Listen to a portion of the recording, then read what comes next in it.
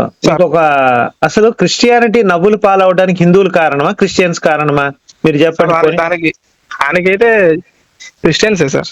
క్రిస్టియన్సే. మొన్న ఒక ఆమె సాక్ష్యం చెప్తుందండి, వాళ్ళ ఇంట్లో గ్యాస్ సిలిండర్ అయిపోయిందంట. రాత్రి ప్రార్థన చేస్తే విన్నాను సార్, అవన్నీ విన్నాను సార్.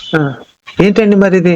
వాళ్ళు ఇంకోటి సాక్ష్యం చెప్తుంది ఒక ఆమె, వాళ్ళ ఇంట్లో కూడా గ్యాస్ అయిపోయిందట, రాత్రి ప్రార్థన చేయండి. వాళ్ళ వల్లే టోటల్ క్రిస్టియానిటీకి తప్పు వచ్చేస్తుంది. కాదు, ఇంక ఈ చిత్రంగా ఆమె ఏం చెప్పిందో తెలుసా?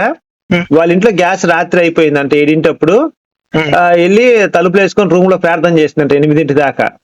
ఒక వ్యక్తి ఎవరో వచ్చి ఆ గ్యాస్ సిలిండర్ మీద కూర్చున్న తర్వాత, వెళ్ళిపోయిన తర్వాత గ్యాస్ సిలిండర్ ఫిల్ అయిపోయిందట. కూర్చున్నాడంట వచ్చి. అంటే దాని అర్థం ఏంటి? కింద కూర్చోవడం అంటే ఆ కింద ఉండే గ్యాస్ కుండే పిన్ను ఆయన కింద దాంట్లోకి వెళ్ళిపోయి అక్కడి నుంచి గ్యాస్ వచ్చి సిలిండర్ నిండిపోయిందని చెప్తుంది. ఇలాంటి సాక్ష్యాలు చెప్తే మన క్రిస్టియానిటీ ఎలా నాశనం కాకుండా ఉంటదండి? అదే సార్ అనేది. ఆ కొందరు వల్ల మిగతా వాళ్ళు, ఇప్పుడు పోలీసు వాళ్ళు అందరూ చెడ్డోళ్ళని అనలేం కదా, కొందరు ఉంటారు. వాళ్ళు ఉండబట్టే మనం ఈ రోజు తిరుగుతున్నాం రోడ్డు మీద. అంటే నేను ఒక చిన్న సలహా ఇస్తాను, పోలీసు వాళ్ళు అందరూ సమ్ పర్సన్స్ అని అనలేదు, వాళ్ళలో కొందరు వల్ల పోలీసు వాళ్ళు అందరికి బ్యాడ్ వచ్చేసి మంచి వాళ్ళు ఉన్నారండి. ఈ విధంగానే సార్, అంత ఎవరికన్నా దేనికన్నా ఇట్లా బ్యాడ్ వస్తుంది అంతేగాని.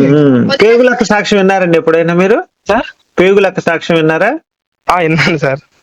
మరి పోనీ ఇది గొడ్డలక్క సాక్ష్యం, గొడ్లక్క సాక్ష్యం, రిబ్కా సాక్ష్యం మారు మోగిపోయింది. రిబ్కా సాక్ష్యం, వాళ్ళ ఆయన వచ్చి రాత్రిపూట గొడ్డలతో నరిగితే గొడ్డలు వెళ్ళి ఊపిరితిత్తులో దిగిందంట. అవి మళ్ళీ వాళ్ళ స్టేజ్ల మీద వచ్చి చెప్తున్నారు, పెద్ద పెద్ద లైవ్లు పోతుంటే.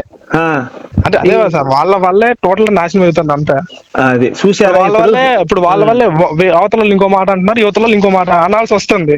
సార్ ఇప్పుడు వినండి, ఇప్పుడు మీరు ఫైట్ చేయాల్సింది హిందువుల మీద కాదండి, మీరు గుర్తుపెట్టుకోండి. ఇలాంటి సాక్ష్యాలు చెప్పే వాళ్ళ మీద, కిరణ్ పాల్ లాంటి బైబుల్ ని వక్రీకరించే వాళ్ళ మీద ఫస్ట్ యుద్ధం చేసి వాళ్ళని కంట్రోల్ చేయాలండి. తర్వాత మీరు హైందవుల మీదకి రండి, మంచి పని అది. సార్ నేనేం మత పిచ్చోని నేను కాదు, హైందవుల మీద రావడానికి ఒకటే. అంటే మీరేదో హైందవం గురించి అన్నారు తప్ప నాకు ఆ ఉద్దేశం లేదండి. నేను హైందవుల గురించి కూడా ఏమనలేదు. అంటే నేను సనాతన ధర్మం అంటే మన పెద్దవాళ్ళు ఏమి నమ్మారు ఆ వీడియో, దాంట్లో 2-3 లైన్సే నాకు, అది ఎక్కువ కూడా లేదు, 29 సెకండ్సే ఉంది ఆ వీడియో అంతే. ఓకేలేండి, పర్వాలేదు, ఏదైనా సరే. ఇప్పుడు దాని గురించి అంటే అసలు ఫుల్ వీడియో కావాలంటే ఇక్కడ రౌండ్ అప్ చేశాను చూడండి.